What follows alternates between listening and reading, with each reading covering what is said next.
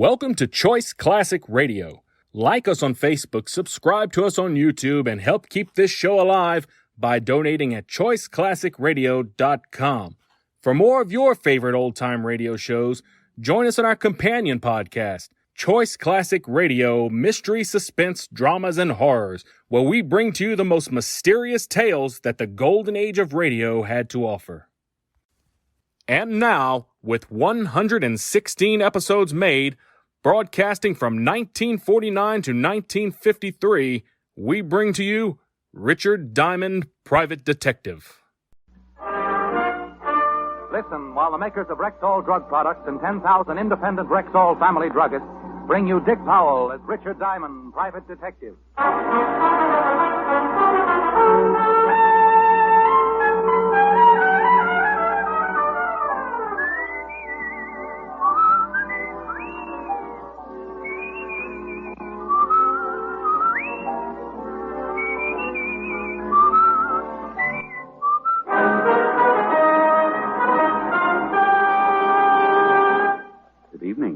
Rexall family druggist speaking to you for the 10,000 independent druggists who have made the word Rexall part of our own store names and who recommend and sell the 2,000 or more drug products made by the Rexall Drug Company, like Rexall MI-31, for example, Rexall's popular and versatile mouthwash, gargle, and breath deodorant. Full-strength MI-31 kills contacted germs almost instantly, yet will not harm the delicate membranes of the mouth and throat. Ask for Rexall MI-31 at Rexall drugstores everywhere. And remember, you can depend on any drug product that bears the name Rexall. Good health to all from Rexall.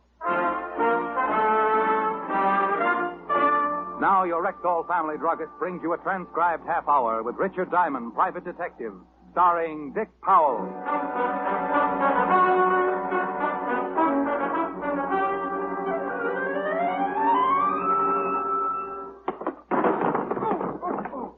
Oh, gee, Diamond, I'm sorry. Did I hurt you? Oh, no, Seymour. I feel great. Oh. Who needs seats? Come to think of it, though, I might be more comfy down here if you'd lift this desk off my chest. Oh, yeah, sure. There you go. Oh, well, thanks. Sorry, I didn't mean to knock you over. Forget it. I enjoy having my chest crushed as much as the next guy. Okay. Now, the throw I'm going to show you now is called a Japanese shoulder toss. Look, Seymour, you've convinced me. Judo is a wonderful sport. I didn't realize what I'd been missing all these years. I love this sport, judo. Now, what'll it be, canasta or old maid? What? How about hopscotch? Oh, come on. Let me show you just one more throw, huh? Not even if it was with a beanbag. Hey, maybe some wrestling holds in. I know a lot of wrestling stuff. Must be some trick you'd like me to try. No, Seymour. I really don't believe Well, come to think of it, yes, there is. A wonderful little trick. Huh? You get yourself a nice long rope, throw it high up into the air. Yeah? And then real quick you climb way, way up to the top and just disappear. Oh, that's nuts. Oh, I defeated, huh? What? No. Diamond Detective Agency, brains, experience, enthusiasm, delirium tremens. Rick, don't be so silly. I might have been a prospective client. Oh, hi, sweetie. Hi. Yeah, I guess you're right. But you'll have to admit, I have got brains and enthusiasm and good looks and a dynamic personality. And my father can beat up your father. Rick, you're incorrigible. No, I'm right here in New York. Oh, that's just dandy. Now, will you please tell me what we're doing tonight? Oh, that, honey, is a long story. I'm comfortable. Well, remember the day we walked into Gimbel's basement and I bumped into an old schoolmate of mine who was demonstrating barbells? I remember how funny you looked when he goaded you into picking up that big weight. Yeah. And how hysterical it was when he had to carry me upstairs to the chiropractor. I carried you just like a baby, too, didn't I? Who's that? Now, that's him. Muscles. He bicycled all the way over from Jersey just to tell me his ideas on self-defense. He bicycled? Oh, he was dressed for it. Top hat, tail, sneakers. What are you talking about? One of his cleverest ideas was that I'd treat him to dinner tonight if he could knock me to the floor in less than 30 seconds. So? Gave him the battle of his life. 7 seconds. The point is, where can we eat where they'll poison his food? Hey, I heard that. It's all right, Seymour. You can order small helpings. Rick. Let's make it Leon's, baby, okay? Must we? will you be an angel and meet us at Leon's?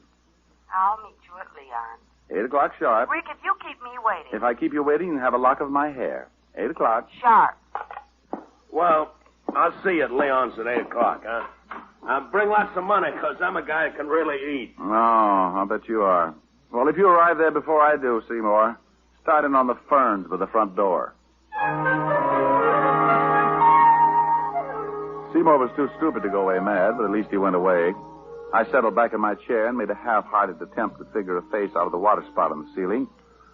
When I woke up, it was 5 o'clock, and I hated myself for the indulgence. As I sat there, thinking how much my mouth tasted like an old motorman's glove, I heard a noise in the hall on the other side of my door. Well, good afternoon. Something I can do for... Juice bar. Juice bar. Hey.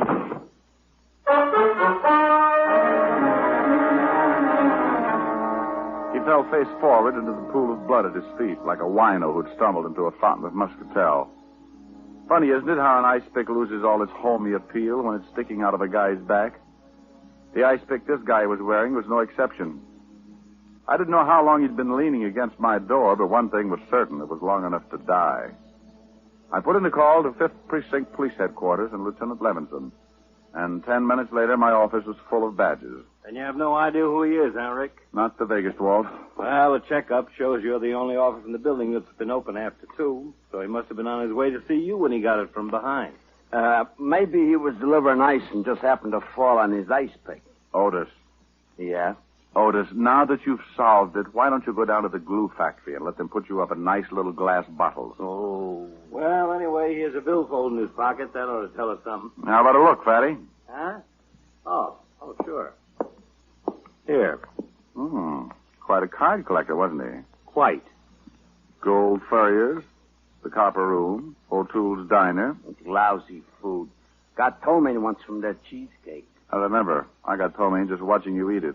I resent that. And I accept your apology. Yeah. Huh? Where's that green card from? This one? Yeah. The Apollo Health Club. Hey, that's right down the street. Nothing with the old boy's name on it, though. Afraid not. However, something tells me you'll get that from the old boy's fingerprints.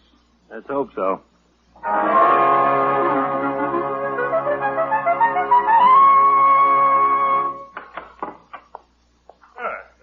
This afternoon to you, sir. Welcome to the Apollo Health Club. May I be of assistance? I'd like to get a massage. Splendid. Performs wonders after a fatiguing day. A veritable balm to the chafed tissues of the body. But will it cure snow blindness? I beg your pardon? Oh, just ignore me. I'm a little chewed up today. I assume you're referring to a state of mind. Well, not altogether. Got a kink in my back that isn't entirely mental. Well, at least you've come to the proper place. A measure of skillfully applied anatomical science will regenerate the damaged musculature in no time. O'Brien? Mr. O'Brien, front, please. One of my best masseurs. Oh, you're the owner, huh? I am, sir. Let me introduce myself. Emerson Van Arthur, Doctor of Anatomical Science. Richard Diamond. A pleasure. Nice layout you have here. Indeed. 5 years of assiduous study in Switzerland under the illustrious Dr. von Seppelville have given me a boundless knowledge of the human mechanism. As a consequence, of course... Are you calling me, Doctor? Oh, yes. Byron, I did. Mr. Diamond here wishes a massage. Sure, fine. I'll speak to you later, Mr. Diamond. I just heard, sir. Remember, the blood toward the heart, always toward the heart.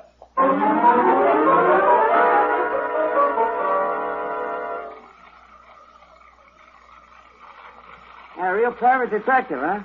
Too private, judging from last month's receipts. Hey, you know, you really rubbed that kink out of my back. Good. Don't know if you noticed it, but I was doing all my rubbing with my right arm. Tore a muscle on my left shoulder this morning. Really put it out of commission. Oh, that's too bad. Speaking of things being out of commission reminds me, there's a body down at the morgue I'd like you to take a look at. Guy might have been a client of yours. Oh, what makes you think that? Had a card from the Apollo Club in his billfold. Oh? When could you come down? How about tonight? We close here at 10. Fine. Make it, what about 10:30? Know where the morgue is? Yeah. Now, how'd this guy die anyway? Somebody hid their ice pick in his spinal column. No kidding. Yeah. The corpse is a little dark-complexioned man. Kinky hair, glasses, Bald spot on the top of his head. Hey, that description fits a guy who comes in here every night around closing time. Fanatic on diet. He buys wheat germ from us by the case. Know his name or where he lives? Oh, I know that. Pardon the intrusion, gentlemen, but I'm afraid I'll have to ask Mr. O'Brien to hurry down to the gymnasium. Oh, sure, right away, sir. Here's a fresh towel, Mr. Diamond. Thanks. Sorry to interrupt like this, but we're a trifle understaffed, and expediting the evening rush is something of a problem. Well, all right. Talk to you later tonight, Mr. Diamond. All right. Oh, hey, in case you can't make it, give me a buzz at Leon's restaurant. I'll be there till 9:15. Right.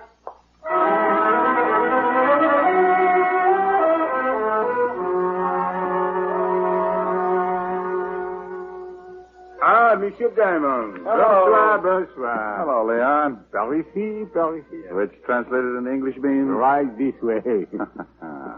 Both my guests arrived? Oui.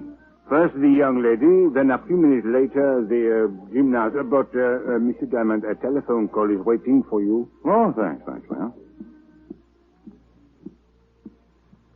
Hello, Diamond speaking. Hello, Mr. Diamond. This is Red O'Brien down at the Apollo Club. Oh, yeah, O'Brien. Hey, listen, you gotta come down here right away. I really stumbled into something. Yeah, what's that? Can't tell you over the phone. Just get down here. Drop everything and get down here. Hurry. Look, Red, I'm right in the middle of the... Hello? Hello? Hello? Oh. Hey, kids, I gotta run. Be back in a few minutes. Just where do you think you're going? Place called the Apollo Club. Yeah? Well, how about my dinner? Go right ahead and order. I'll be back. Oh, by the way, Seymour, that potato salad on the child's plate is a real deal for a quarter. And Helen, Yes, Rick. shoot the kill if he even suggests wrestling.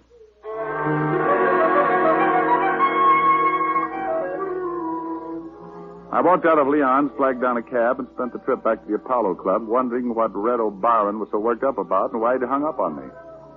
As my cab started to swing in toward the curb, I got that lousy feeling again, and I decided definitely it was not one of Leon's martinis, but rather the large white ambulance parked in front of the Apollo Health Club. I was halfway up the steps of the club when Dr. Van Arter appeared in the doorway. Oh, good evening, Mr. Diamond. This is terrible. Terrible. What is? We've had an accident. Red O'Brien? Yes. Oh, terrible. Like losing a son. Losing? He's dead? Yes. He was performing a handstand on the rings in the gymnasium, and he slipped and fell. Broke his neck.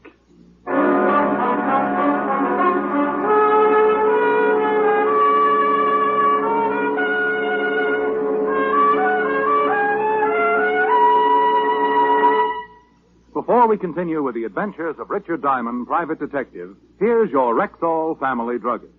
Last week, a customer told me that Something I really like about Rexall Milk of Magnesia is that one bottle won't be so thick I can't even pour it, and the next one thin and watery. Somehow, Rexall Milk of Magnesia always seems to be just right. well, ma'am, that's because every bottle of Rexall Milk of Magnesia has to meet an exacting standard of viscosity, or it won't wear the Rexall label. What do you mean by viscosity? Well, an easy definition would be the degree of thickness in a liquid. Now, Rexall scientists conduct scientifically precise tests on every batch of Rexall Milk of Magnesia to make sure it meets this constant standard of viscosity, because that's one big reason why you'll always get a uniform dosage from every bottle. Oh, and I thought it was all just an accident. Oh, no, ma'am. There are no accidents behind the fact. You can always depend on any drug product that bears the name Rexall. And now back to tonight's adventure with Richard Diamond, private detective, starring Dick Powell. Well, hello, Otis. Is the lieutenant around? Yeah, he's around, so what? Otis, did you ever think how silly you'd look hanging from your thumb? Ah, go soak your head. You mean that's how you shrunk yours? Well, now, isn't that a coincidence? Is it? I was just thinking how peaceful it is around the precinct when you're not. Yeah. You shut up, you. You tell him, Fatty. How would you like to... I'd like a little information, if you don't mind. I'd like you to see what facts you can scare up on the guy who runs the Apollo Health Club. Name is Van Arter. If I remember right, the stiff we hauled away in front of your office today had a card from the Apollo Club in his billfold. You remember right? And we found out his name was Rudy Lubin. Narcotics has a file on him that goes forever. How about the ice pick? Any fingerprints? None. Oh, that's always a help. I should say. Personally, I think Otis did it. Think I did what? You see, Walter, typical pathological reaction. What do you mean? Oh, don't worry, Otis. We won't let them hang you, right, Walt? Right. Not as long as we have a rope and a tree. No. Hey, what's up? Who you calling? Leon's restaurant. Helen's over there breathing with a diaphragm. And Seymour... Oh, you don't know him, but he's tearing phone books apart. Good evening, Leon. Oh, hello, Leon. This is Richard Diamond. My friend still there? Oui. They are waiting for you, no? They're waiting for me, yes. Let me speak to the noisy one with the biceps, will you? Oui, bien entendu. What's all this about? It's about a guy who got stabbed in front of my door, a masseur named O'Byron who got his neck broken doing tricks on the rings, and something that O'Byron mentioned earlier. Hello. Seymour? Where are you anyway? We've been waiting an hour. That's not the point. The point is, I want you to listen to me. Could a guy do a handstand on the rings if he had a torn muscle in his shoulder? Are you kidding? I'm very serious. Heck no, he couldn't. It's impossible. Shoulder muscles are the ones do all the work. Deltoids, trapezius, upper pecs. Yeah. Okay. Look, Seymour, you got to do me a favor. Meet me in front of the Apollo Health Club as soon as you can get there. Well, how about your girlfriend? Tell her to wait there till I come for her. Oh, okay, then. Only, what are we going to do? Trap a murderer. I hung up, assured Lieutenant Levinson that I was just going to do a little reconnaissance work, and then left for the Apollo Club. Seymour was waiting when my cab drew up in front. I explained to him the part I wanted him to play. Just leave it to me. If this doctor's a phony, I'll find out for you. Let's go.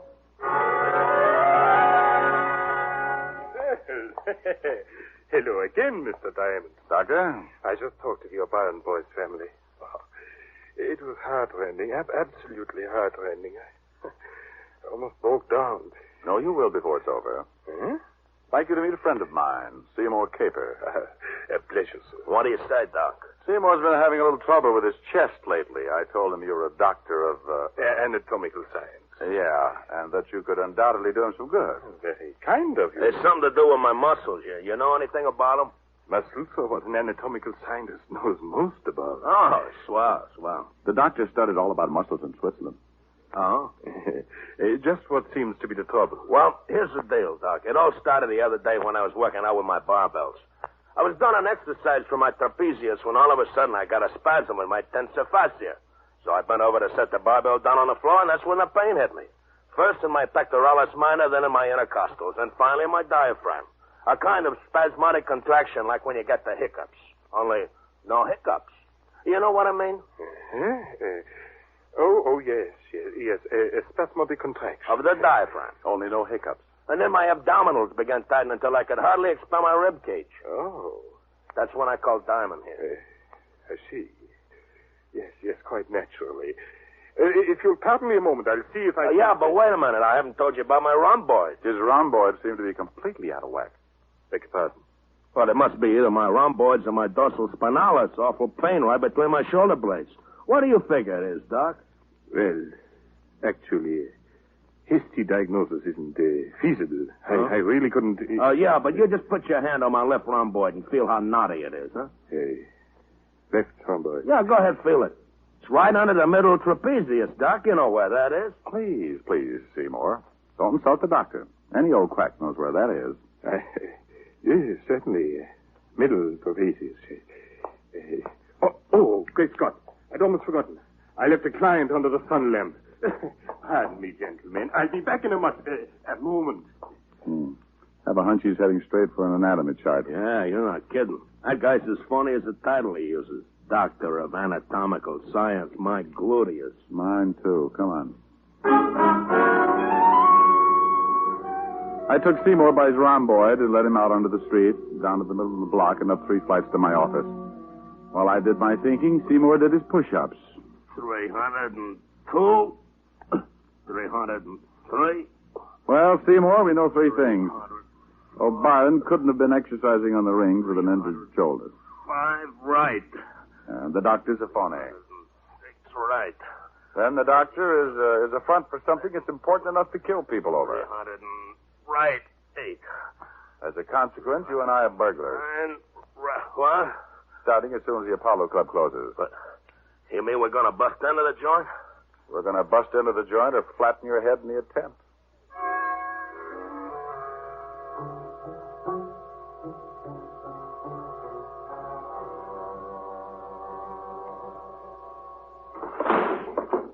Seymour, you opened that window beautifully. Thanks. Remind me to autograph your biceps later. Hey, this detective business is dangerous, ain't it? Oh, yes. But think of the advantages. Long hours, no time for meals. And on a good day, a guy can pick up as high as 200 or 300 bullets in his back. I don't like it. Go on, crawl in. Okay. Don't push. I followed Seymour in, and we waited a minute for our eyes to get accustomed to the darkness. Then we moved cautiously down the stairway to the first floor. I had no idea what I was looking for, but Dr. Van Arthur's office was the first place where I tried to find it. Hey, the door's locked. You want it opened? Well, of course I do, Seymour. Use your head. Okay. Seymour would be pulling plywood out of his scalp for the next week, but it got us in. I took the place apart, but came up with a big fat nothing. So we left the office and headed down the hall toward the back of the building. Hey, look. What's the matter? It's a fruit juice bar. Oh, boy, am I thirsty. Well, go mix yourself up a... Juice bar? Juice bar, that's it. Yeah, good stiff belt of celery juice. No. This is what the little man who was stabbed outside my office was gasping about when he died. A juice bar. Come on. Nothing but juice. Oh, I wonder what's in this cupboard under the counter. Is it locked? Yeah. Think you can pull it open? Just watch me. You see? Seymour. Yeah. Will you marry me? I'll give you a belt and a solar plexus. Later, huh? Right now, let's see what's in this cupboard. You got a match? I don't smoke. That's all right. I found one. Well, what do you know about that? Nothing but cans of wheat germ. Hey, you know what that stuff is, don't you? I know that the masseur who got killed here told me that the guy who died in front of my office bought it up by the case. Hand me a can, will you? Sure. Here. This stuff is full of vitamins, you know. You want a handful? Oh, no, thanks. Yeah. Well, it must be some extra special brand. Never tasted anything like this before. Chew a little louder, Seymour. We can dance to it. Hey. Hey. That really hits the spot, man. Hey, you want to wrestle? Oh, quiet, Seymour. You know what, boy? I can fly. Seymour. I can fly, I tell you, see? Oh, man, do I ever love to fly. While Seymour stood there flapping his arms, I stuck my nose into the can he was holding. Uh-huh. Once you've smelled opium, you can always recognize the aroma, even when it's mixed with wheat germ. I was trying to decide what to do with Seymour when he slid slowly to the floor under the counter and rocked out. I loosened his collar, then started for a telephone. Leaving, Mr. Detective.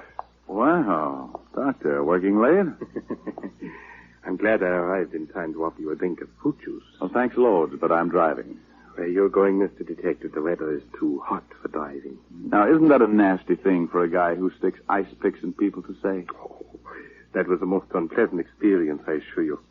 It's just that Mr. Lubin began demanding a little too high a percentage for us to be in my health foods. Even went so far as to threaten me with exposure. So you grabbed up an ice pick from your juice bar and followed him out of the club? Mm-hmm.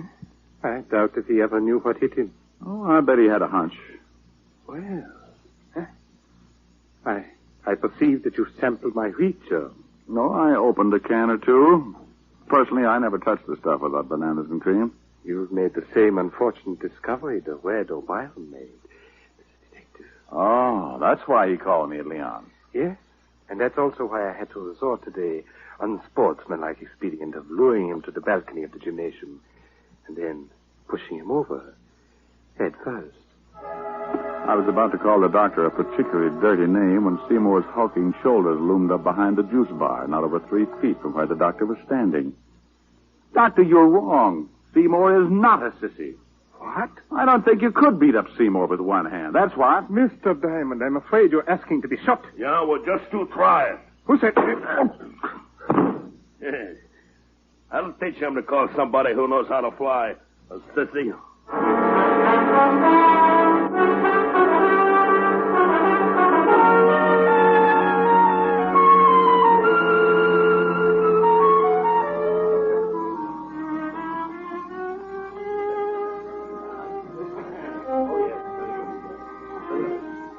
Still here, though, huh? Oui, but very angry. Look, Leon, you got to do something for me. Oui. Tell the violinist to get his big fat Stradivarius over to where she's sitting. And quick. Oui, immediately. Hello, Miss Asher.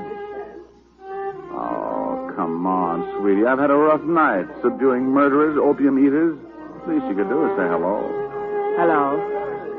I like that song, don't you? Look, I know all about you and your little violin bit. Huh? I saw Leon pointing us out to the violinist. He did? Mm-hmm. And where, may I ask, is little Seymour? Little Seymour ate too many goodies.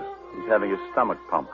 Oh, now that's sweet. I think so. I think the song is nice, too. I think you should sing it, too. I think I should, too.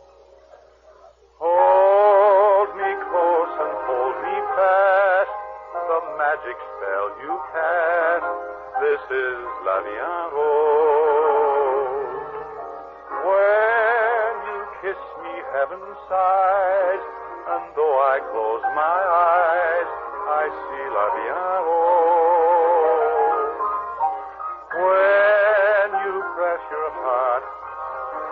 Oh, God. Start the song again.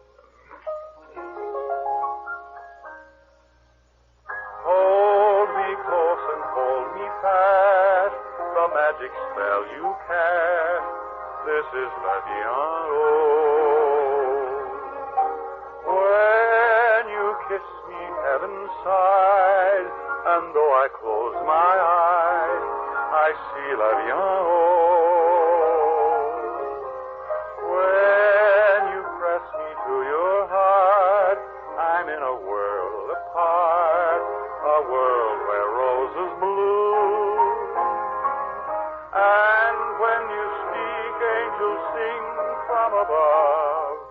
Everyday words seem to turn into love songs. Give your heart and soul to me, and life will always be La Vie en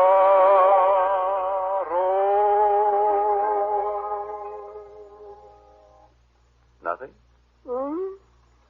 I won't say. Want to feel my biceps? All right. Well? Nothing.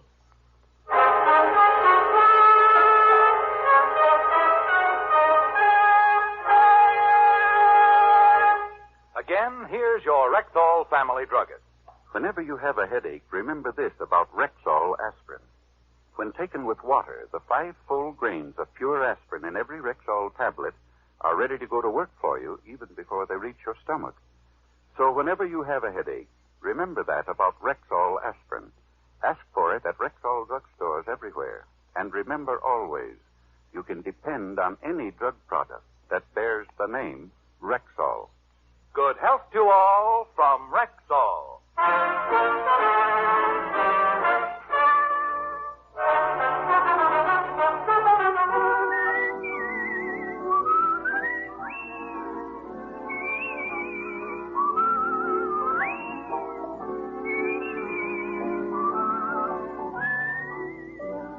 Richard Diamond, Private Detective, stars Dick Powell in the title role and is written by Harvey Easton with music composed and conducted by Frank Worth. Featured in tonight's cast were Virginia Gregg, Arthur Q. Bryan, Wilms Herbert, Bill Conrad, Jay Novello, and Dan O'Herlihy. Richard Diamond, Private Detective is transcribed in Hollywood by Jaime Del Valle.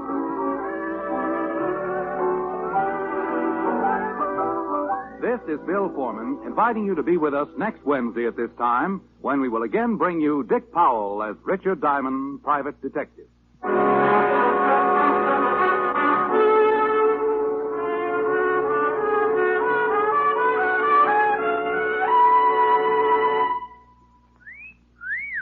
Hiya, beautiful. Get lost, Bristlepuss. You need a shave. But I have shaved. What else do you want me to do? Silly boy, she wants you to go Stag. Go Stag? But why? Because Stag is Rexall's exclusive line of men's good grooming aids. Like Stag Brushless Shave Cream. No fuss, no massage, just smooth it on and presto, you get a clean, close shave. Your face stays smooth and whiskerless all day long. I'll do it. I'll go Stag. That's it. Join the Stag line now at Rexall drugstores everywhere. Yes, to make girls care. Go Stag.